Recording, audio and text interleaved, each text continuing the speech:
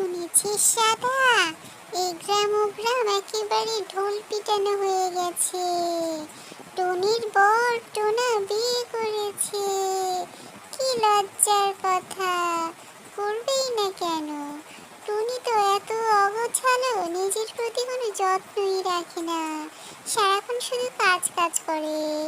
আর ওর বউটা তো খুবই লুচ্চা ধরনের, খালি এ পাখি ও পাখি সব পাখির দিকে কড়া নজর। আমি তো ভেবেছি আরো আগেই করবে। বাচ্চা দুটোর এখন কি যে হবে! জানো বুবু, টোনা নাকি বিয়ে করেছে। কি লজ্জার কথা! আর বলিস না রে ছোট, কি করে বিয়ে করলো টোনা, আমরা তো কেউই বুঝতে পারছি না।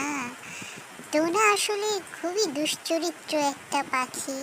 ওর সাথে মিশলে মনে হয় সব পাখিরা এরকম হয়ে যাবে। এই জন্য সবাইকে সাবধান করতে হবে। তুইও তোর বরকে সাবধানে রাখিস। আমিও রাখবো আমার বরকে চোখে চোখে। সবাইকে জানাতে হবে, না হলে ওর সাথে মিশে সবাই এরকম হবে। ঠিক বলেছ, আমি এখনই চলে যাই আমার বরের কাছে। কাছ থেকে এসে আমাকে না পেয়ে আবার চেঁচামেচি শুরু করবে। সাদা, কয়দিন আগে বিয়ে করলাম, হেব্বি মজা লাগছে রে। তুই কি খালি কাজই করবি? একটা বড় লোক দেখে পাখিকে বিয়ে করে ফেল, দারুণ মজা হবে। কষ্ট করে তোকে আর এই সমুচা বেচতে হবে না। আর তোর গায়ের রং এখনো কি ফার্স্ট ক্লাস, কি সুন্দর লাগে তোকে দেখতে। তুই কি না এই তোর বউকে নিয়ে খাচ্ছিস, কেমন দেখায়, তোর সাথে মানায় বল? একেবারে বেমানান লাগে রে। তোকেই হিরো লাগে, আর তোর বউটাকে একদম বুড়া বুড়া লাগে। তুই কালকে বর্ষে যে চলে আয়। আমার নতুন বউয়ের কতগুলো বান্ধবী আছে, তোর সাথে পরিচয় করিয়ে দেব। দেখিস, যেটাকে ভালো লাগবে তার গলায় মালা দিবি। তোর বউর সাথে আমি কথা বলে নিব। তোর বউ একটা কুটনি, সারা গ্রাম রটিয়েছে আমি নাকি বিয়ে করেছি আরেকটা। তাতে ওর কি, এখন তুই আর আমি দুই বন্ধু মিলে আবার বিয়ে করব, মজা করব। কালকে সময় মতো চলে আসিস। টোনার চরিত্র যেমন খারাপ ছিল, ওর স্বভাবও তেমন, সবাইকে শুধু কুপরামর্শ দিত বিয়ে করার জন্য। সাদা পায়রা, তুই কি একটু গুছিয়ে গাছিয়ে থাকতে পারিস না? সারাদিন শুধু রান্না করিস, নিজের দিকেও তো যত্ন নিতে হয়। তোকে দেখতে কেমন দেখায় বলতো? আমার সাথে কি তোকে যায়? তুইই বল। তুমি কি বলছো গো? আগে তো কখনো এমন কথা বলনি। তোমার সংসারেই তো সারাদিন খাটাখাটনি করি, বাচ্চাদেরকে স্কুলে দিয়ে আসা, নিয়ে আসা, এসে রান্না বান্না, আবার বাইরে তোমার হোটেলে সাহায্য করা। এত কিছু করতে করতে আমি নিজের দিকে তো খেয়ালই রাখতে পারি না। তাই বলে তুমি এই কথা বললে মনটা খুব খারাপ হয়ে গেল। তুমি তো আবার ওই দুষ্ট টোনার পাল্লায় পড়লে না তো? যে বিয়ে করেছিল তোমাকে কোনো খারাপ পরামর্শ দেয়নি তো? আরে কি বলছো এসব কথা?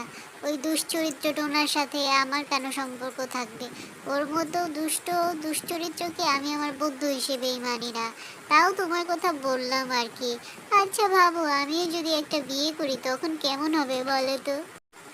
এই কথা আর মুখেও আনবেন না। আমি আপনাকে ছাড়া থাকতে পারবো না।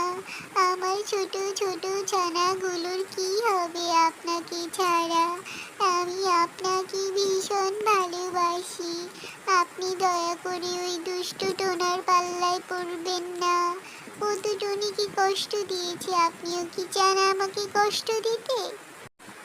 ও আচ্ছা আচ্ছা, তুই চিন্তা করিস না, আমার হোটেলের সব দায়িত্ব আমি তোকেই তো দিব বল। আমি যদি মরেও যাই তাহলেও তোর কোনো খাবারের অভাব হবে না। তুই ঠিক মতো হোটেল থেকে আয় করে খেতে পারবি, ছানাদের খাওয়াতে পারবি। আচ্ছা, আমি ওই দুশ্চরিত্র টোনার সাথে মিশবো না, ওর সাথে থাকবো না। আর এসব আমার মাথায় নেই, তোকে এমনি একটু বললাম আর কি। বিয়ের পোশাক পরলে না কেন বুঝতে পারছি না আমি। আরে দোস্ত, বউটা আমার হেব্বি জ্বালাচ্ছে রে, মনে হচ্ছে বিয়ে করতে পারবো না। ও আমায় ভীষণ ভালোবাসে কিনা, কি করছি আমি? এসব বলে লাভ নেই, আমি কোণে নিয়ে এসেছি। আরে না রে ভাই, বিয়ে আমি করব না রে। কেমন দেখায় বল, বাচ্চাগুলোর কি হবে?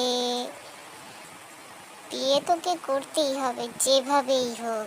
যা, আমি তোর জন্য পোশাক আশাক সব রেডি করছি, যা। দুশ্চরিত্র টোনা সাদা কবুতরকে সাজিয়ে ভীষণ খুশি হলো। ওর বিয়ে দেওয়ার জন্য গ্রামের একটা পুরনো বাড়ি ঠিক করলো, যেখানে ও অনেক মেয়ে পাখিদের ডেকেছে ওর সাথে বিয়ে করার জন্য। একবারও ওর বউর কথাও ভাবলো না। অনেক সাজিয়ে গুজিয়ে এনেছে কবুতরকে, আজই ওর বিয়ে দেবে। পরের পর্ব দেখার জন্য আমাদের সাথেই থাকুন।